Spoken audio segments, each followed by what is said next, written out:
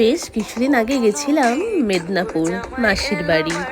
দেখো চারিদিকটা কেমন সুন্দর সবুজ, দেখেই চোখটা শান্তি হয়।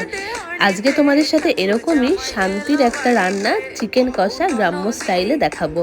দেখো প্রথমেই কাঠের জালে রান্না হচ্ছে, এটার তো স্বাদই আলাদা। এরপর গরম সর্ষের তেলে গোটা গরম মশলা, রসুন আর পেঁয়াজ দিয়ে ভালো করে ভাজা ভাজা করে নিচ্ছে। তার মধ্যে একটু তেজপাতা দেখলাম গুঁড়িয়ে দিয়ে দিল মাসিমণি হাত দিয়ে।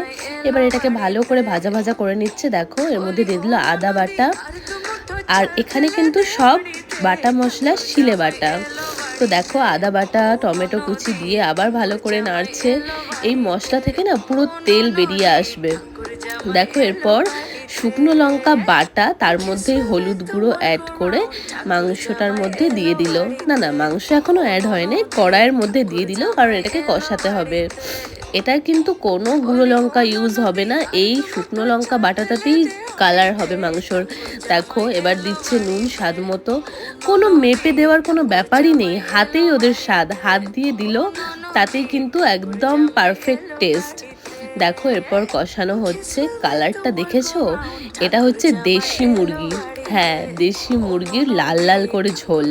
দেখো মাংস অলরেডি দেওয়া হয়ে গেছে, এখানে 4 কিলোর ওপরে মাংস ছিল।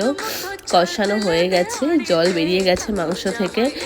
দেখো আমার তো এখন ভয়েস ওভার দিতে দিতেই জিভে জল চলে আসছে। তোমরা কিন্তু জানিও তোমাদের কেমন লাগে। দেখো মাংস রেডি। এখানে তো সবাই কষা খাওয়ার জন্য টানাটানি করছে, দেখো বাটি নিয়ে। চলো কেমন লাগলো জানিও। টাটা।